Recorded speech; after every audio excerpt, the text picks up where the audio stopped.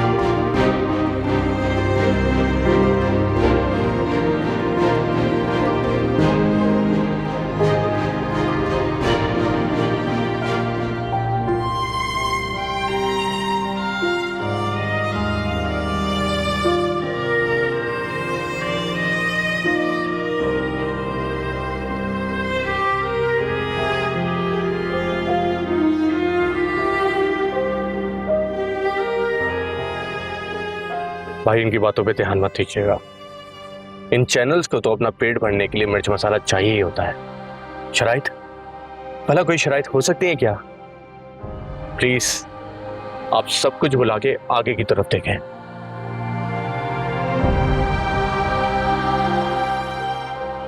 गाड़ी चचा की तरफ ले चलो।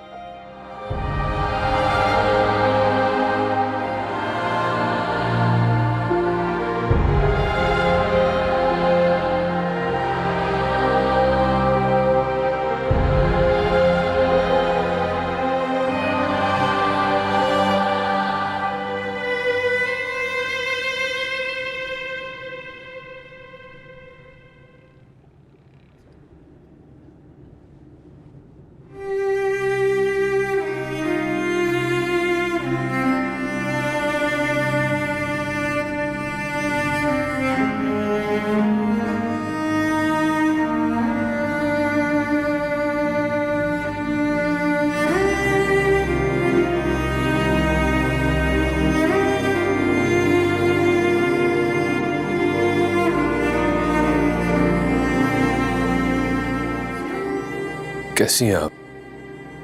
मुअत्तर, मैं खुद में बहुत मुअत्तर हूँ, कम से कम आपसे तो कहीं ज्यादा, जो अपने कदमों पर खड़े होना जानती है, किसी कमजोर को गिराकर उसकी पीठ पर नहीं। चचा घर पर है?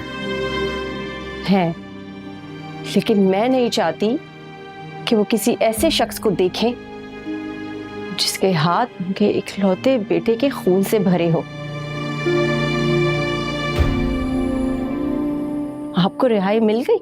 जब आपका ज़मीर आपको रिहा करे तब आप खुशी मना के चले जाएं। आई एम सॉरी सनिया, माजी में जो कुछ भी हुआ मैं उस पर बेहद शर्मिंदा हूं। लेकिन मैं शुक्रगुजार हूं आपकी हर उस इनकार का जिससे मुझे एक ऐसे कमजोर शख्स से बचाया जिसने अपनी ताकत दिखाने के लिए अपनी बहन को उजाड़ दिया। और ये जो आपको माफी मिली है ना, ये हमारी हार नहीं है बल्कि सदका है उस नन्हे बच्चे के सर का, जिसके सर से आपने हमेशा हमेशा के लिए शफकत का हाथ छीन लिया।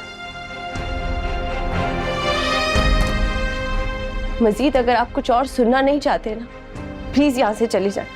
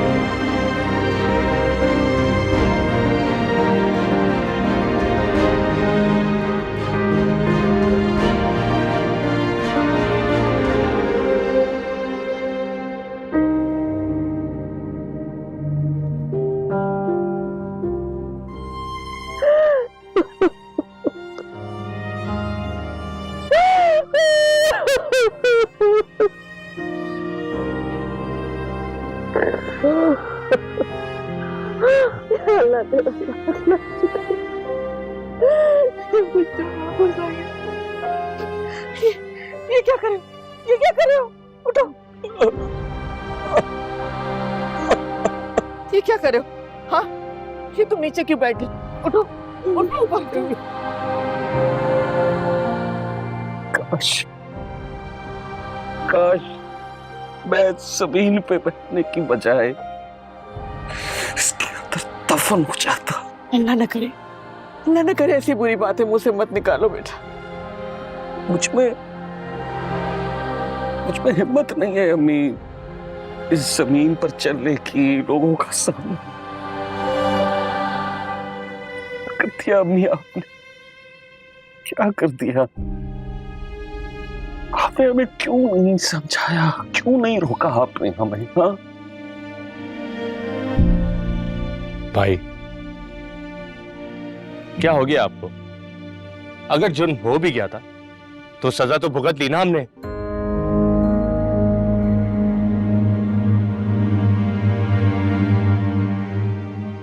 क्या कहा हमने? कौन हमने? हाँ, कौन हम? कौन सी सजा भुगती है तुमने? हाँ, कौन सी सजा भुगती है तुमने? बोलो, जवाब दो। चुप क्यों? भाई, मैं तो एक बात कर रहा था। बस नहीं है सर, बस नहीं। हमने एक शख्स को कत्ल किया, जान से मार दिया उसे, एक बच्चे के सर से उसके बाप का साया छीन लिया, सगे भांजे को यतीम किया। बस नहीं है सर, बस नहीं है। लेकिन क्या? ये सब तुम्हारी वजह से हुआ है सर, सब तुम्हारी वजह से हुआ है। लाख समझाता रहा तुम्हें, बकवास करता रहा, मना करता रहा, लेकिन लेकिन तुमने मेरी एक बात सुनी। मैं तो सिर्फ एक पिस्टल छीनने में ही बदनाम हो गया, लेकिन किया धरा तो सिर्फ तुम्हारा था, सिर्फ तुम्हारा। अगर उस रोज तुम पिस्टल ना निकालते तो आज ये सब ना होता हिसार, ना होता। मगर अहमद छोड़िए उसे, छोड़िए उसे। अहमद, जो होना था वो हो गया।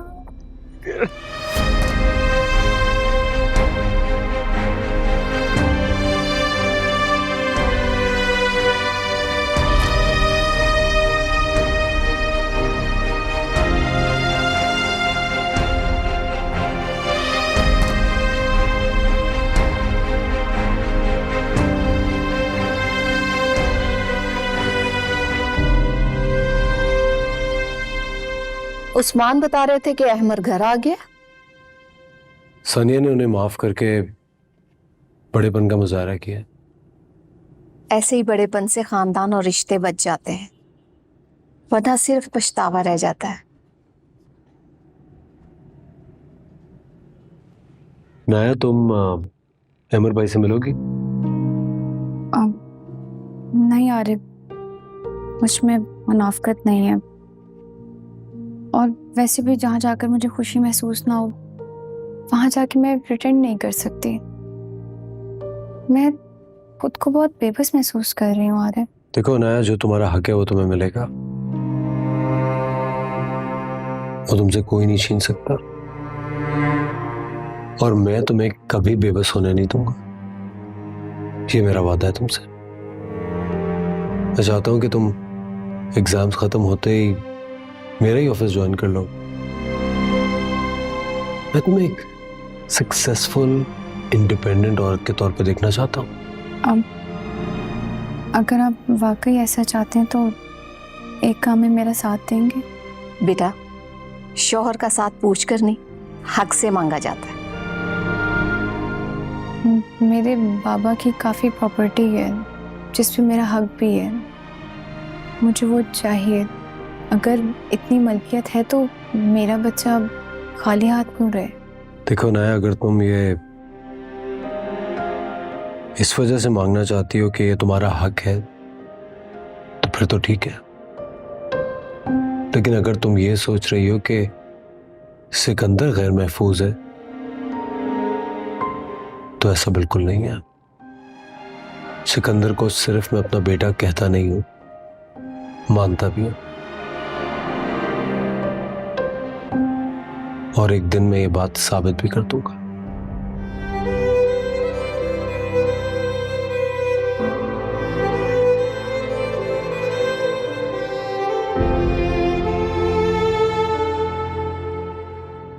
बेटा, तुम्हें याद होगा मैंने कहा था ना, मेरा बेटा हीरो है, कमजोर मर्दों की तरह नहीं है जो तुम्हें और तुम्हारी औलाद को पाल ना सके। देखना, सिकंदर को वो अपनी सगी औलाद की तरह पालेगा।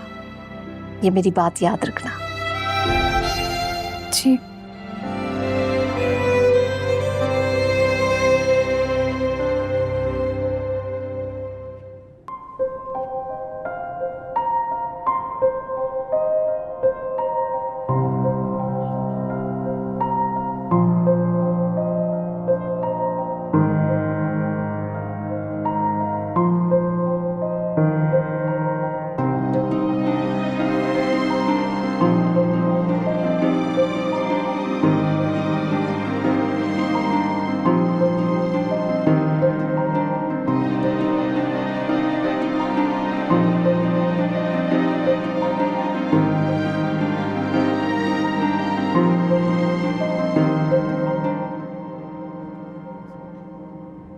अरे अहमद साहब, आप जेल से कब रिहा हुए?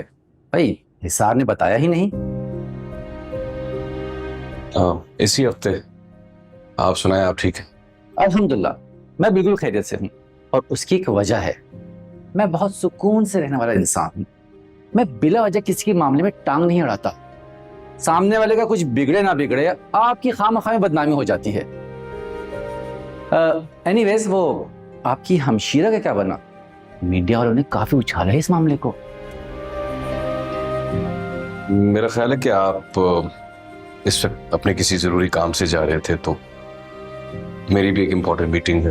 हाँ हाँ बिल्कुल बिल्कुल, बेस्ट ऑफ लक।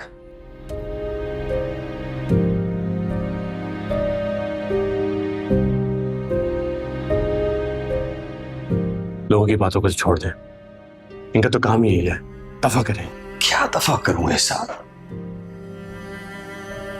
जो लोग कभी कभी शक्ल दिखाते थे,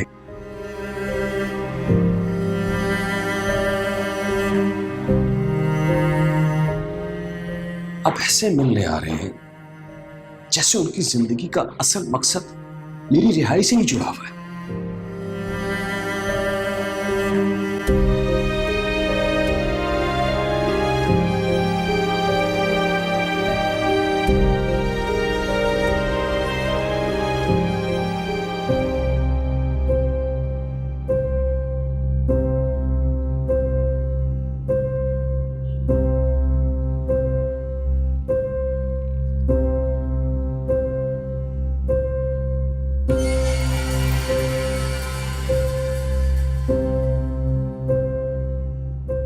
सब क्या बकवास है सर? इतनी ज्यादा पेमेंट्स तुमने कहां की हुई है? फैक्ट्री में तो इतना माल भी मौजूद नहीं है। भाई आप जानते हैं कि हमारे यहाँ पॉलिसीज चेंज होती रहती हैं। रॉ मटेरियल नहीं मिल रहा था तो कुछ एक्स्ट्रा पेमेंट्स किए मैंने। ये तुमने इतनी ज्यादा एडवांस पेमेंट्स कहां की हुई है? यानी फैक्ट्री बंद पड़ी हुई है, बैंक अकाउंट खाली हुआ है, एक साल में तुमने क्या किया है? क्या मतलब मैंने क्या किया है? आपके सामने है जो मैंने कुछ किया है। आपका केस संभाला है, घर संभाला है, इनाया के तमाशे बर्दाश्त किए। और क्या करता मैं? और इस सब में तुमने अपना बिजनेस तबाह कर दिया, ऐसा है?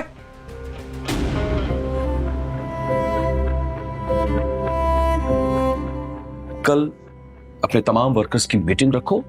फाइनेंस डिपार्टमेंट के सारे लोग, मैनेजर, सेक्रेटरी, सब लोग यहां होने चाहिए। भाई अब हमारे पास इतने एम्प्लॉयज नहीं रहे। अगर आप चाहते हैं तो 2-4 लोग हैं, उनसे आपकी मीटिंग करवा देता हूं।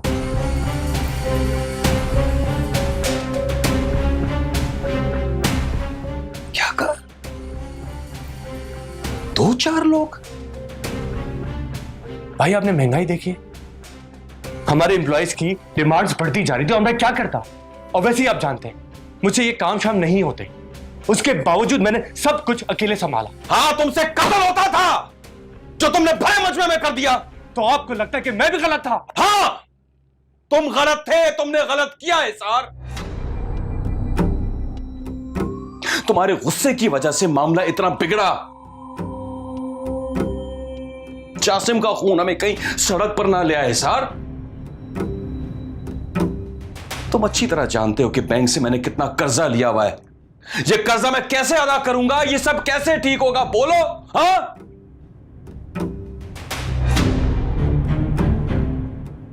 भाई देखिए, अम्मी और भाभी का जेवर है, हमारा घर है। Get out. क्या कहा आपने? I said get out. कब हो जाओ यहां से, हरामखोर।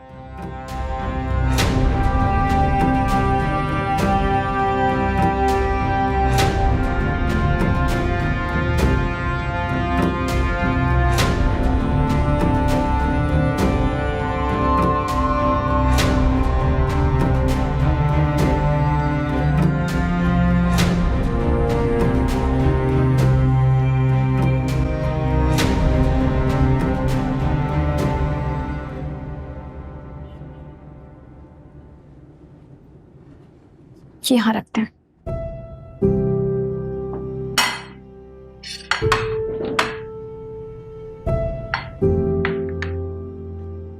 ठीक है, आप चलिए से। तुमने वो जो मैं बुक्स लेकर आया था उनको खोल के देखा? कुछ पढ़ा? कुछ समझ आया? मैंने बुक्स खोली तो थी, लेकिन ऑथर की वर्डिंग बहुत डिफिकल्ट थी, मुझे समझ नहीं आई। ठीक है, अब मैं रोज ऑफिस के बाद तुम्हें 2 घंटे ट्यूशन दिया करूंगा। कौन सी बुक से क्या पिक करना है ताकि तुम्हारे नोट्स अच्छे बन जाए? ठीक है। सैलेड देना।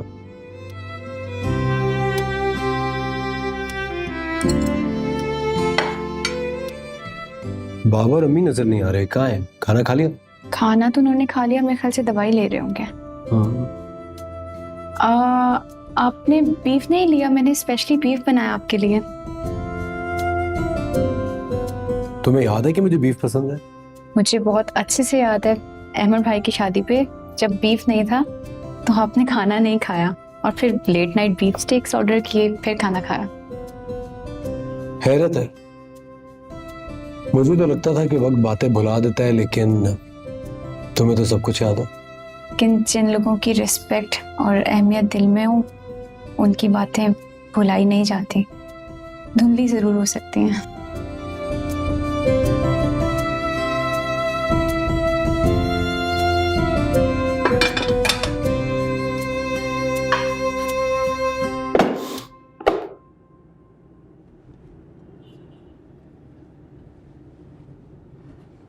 विराल, ये रोज रोज इतना बन सवर कर आखिर जाती कहाँ हो? शक कर रही है मुझ पे? जब हरकतें मशकूक हो ना बेटा, तो पूछना बनता है, इसीलिए पूछ रही हूँ। पूछें, लेकिन ऐसे ना पूछें कि मैं छोटी सी बच्ची हूँ और जाऊंगी बाहर और बदनामी करूंगी। जब औरत इद्दत में घर से बाहर निकले और यूं बन संवर कर निकले तो बदनामी तो हो ही जाती है बेटा। अल्लाह के वास्ते कुछ तो ख्याल करो, क्यों रिश्तेदारों को बोलने का मौका दे रही हो? मेरी बात सुने, मैं इद्दत पे रिसर्च कर चुकी हूँ। बेवा और मुतालिका के अलग अहकामात हैं, मुझे ब्लैकमेल ना करें। माना के मुतालिका के घर से बाहर जाने पर पाबंदी नहीं है, लेकिन बनाव सिंगार पर तो है। आप क्या चाहती हैं, मैं ऐसे शख्स का सोग बनाऊं जिसके दिल में मैं कभी थी ही नहीं? My foot. अच्छा, तुम्हें तो सब मालूम था ना कि शादी से पहले उसके दिल में क्या है? हाँ, और उसने कभी तुम पे जाहिर करने की कोशिश भी नहीं करी, जब तो तुम्हें कोई एतराज नहीं था। फिर अब क्या हो गया? अब मैं उसके पास जा रही हूँ जिसकी मैं पहली मोहब्बत थी। सुन लिया आपने?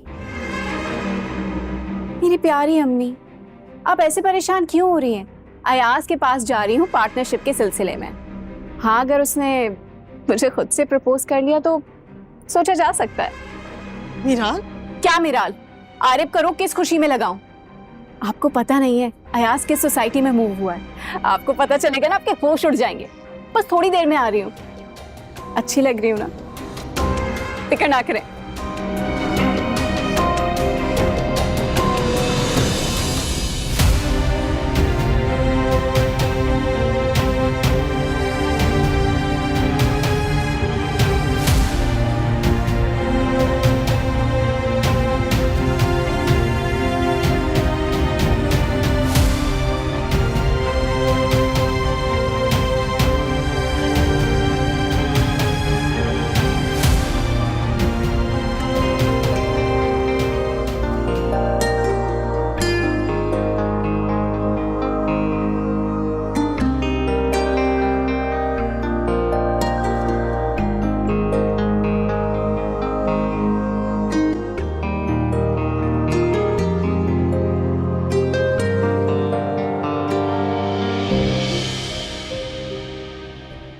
तुम तो मेरे इंतजार में बाहर ही खड़े हो गए। इतनी गर्मी हो रही है।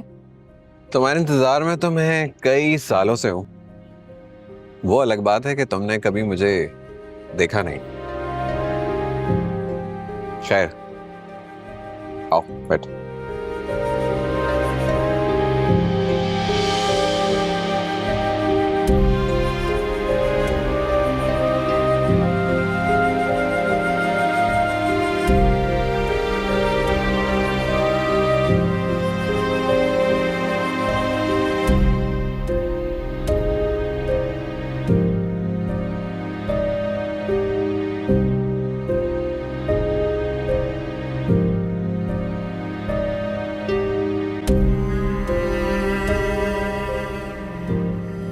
आरिफ अपनी पहली मोहब्बत को भूल ही नहीं पाया, इसलिए मुझे उससे नफरत हो गई।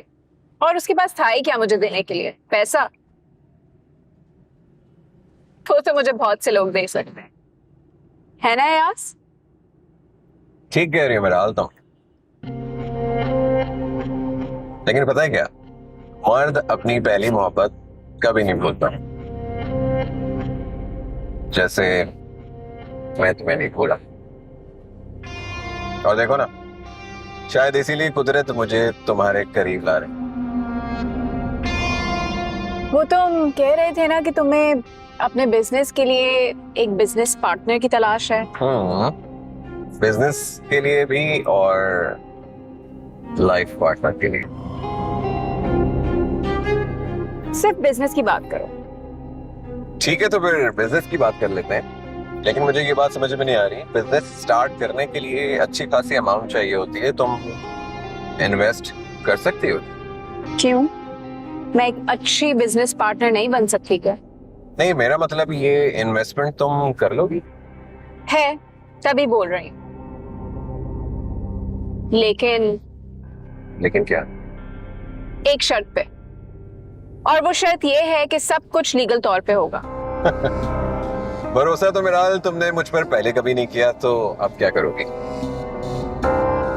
मर्जी तुम्हारी, तुम जैसे बोलो, लेकिन इन्वेस्टमेंट मुझे फौरन चाहिए। टाइम मेरे पास बहुत कम है। कोई मसला नहीं है, मेरे पास बहुत रकम रखी हुई है और बहुत सारी गोल्ड ज्वेलरी भी। मिला देंगे तो अच्छी खासी इन्वेस्टमेंट हो जाएगी। तो फिर डन? डन।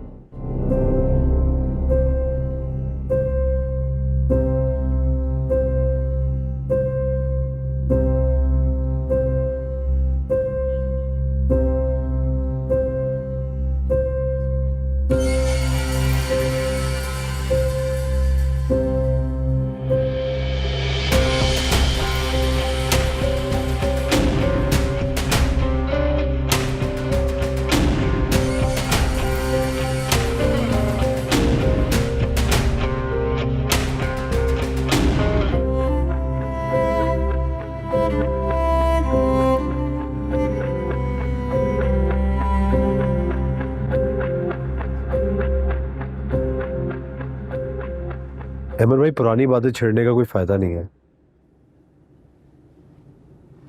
आप ही बताएं, पप्पो कैसी है?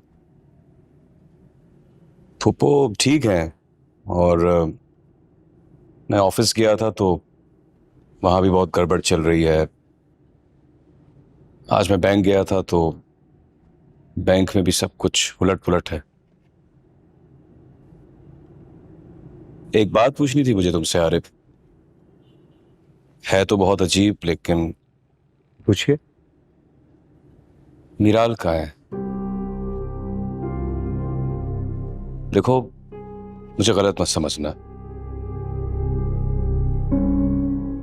आज मैंने उसे एक शख्स के साथ देखा है। भाई प्लीज उसकी बात मत करें, मेरा उससे कोई ताल्लुक नहीं। क्या मतलब ताल्लुक नहीं रहा? मैं मीराल की बात कर रहा हूं आरिफ, तुम्हारी बीवी। भाई मेरी उससे डिवोर्स हो गई है। अब वो किससे मिलती है किससे नहीं मिलती, इससे मुझे कोई फर्क नहीं पड़ता। ये क्या कह रहे हो तुम? ऐसा क्यों हुआ? प्लीज आप छोड़ें इन बातों को। ये बताएं, चाय पियेंगे या कॉफी? नहीं नहीं यार, तकल्लुफ में मत पड़ो। ये बताओ कि मानी कैसी है, अनाया कैसी है? सब ठीक है और खुश भी।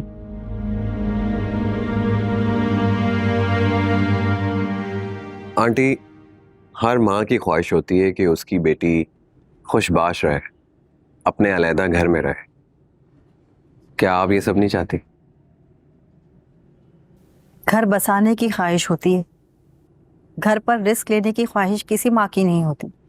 क्या मतलब? मैं समझा नहीं। आंटी, आपको मुझ पर भरोसा नहीं है क्या?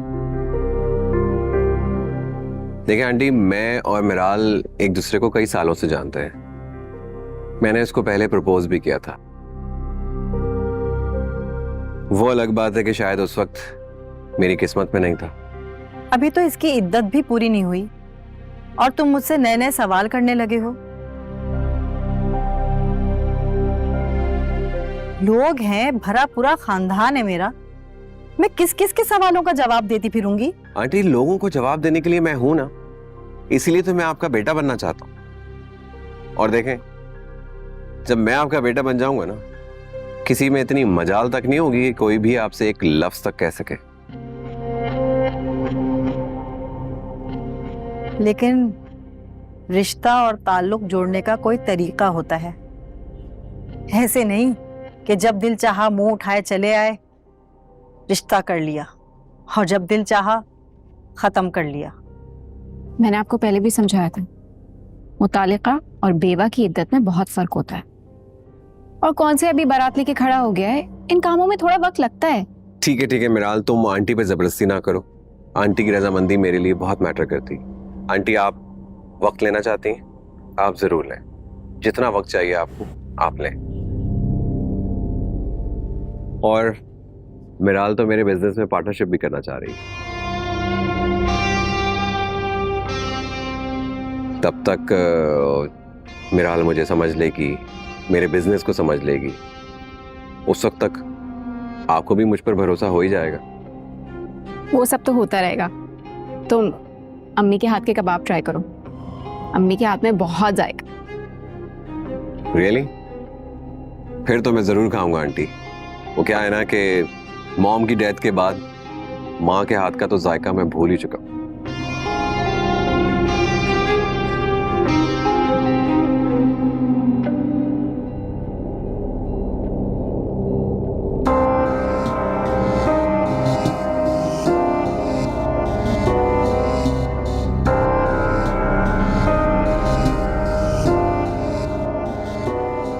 Describe your job. I'm the manager of corporate events and head of defense and security division of the London Chamber of Commerce. As a manager of corporate events, देखो जितनी भी सक्सेस स्टोरी दुनिया में रही है ना,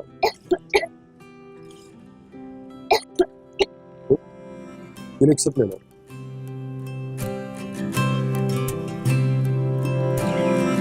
किस्सा ये दिल कैसे आंखों की जुबां से जो अच्छा रहने दो, मैं पानी लेके आता हूं। कोई भी ना शिकवा दरमियां हो, किस्सा ये दिल कैसे आंखों की जुबां से जो बयां हो, कोई भी ना शिकवा दरमियां हो। सांस लेती है मुझ में ही खामोशी, सर पे उड़ता है नीला सा ये आसमां, एक अजनबी लम्हा हूँ मैं तेरे बिना, अब क्या हूँ मैं, चाहत तेरी हिस्सा है दिल, कैसे कहूँ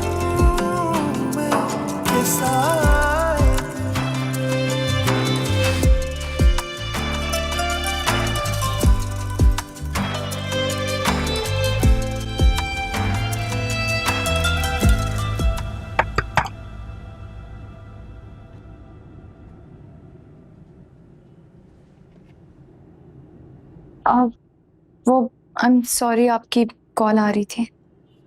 कौन? रुको, यहीं रहो।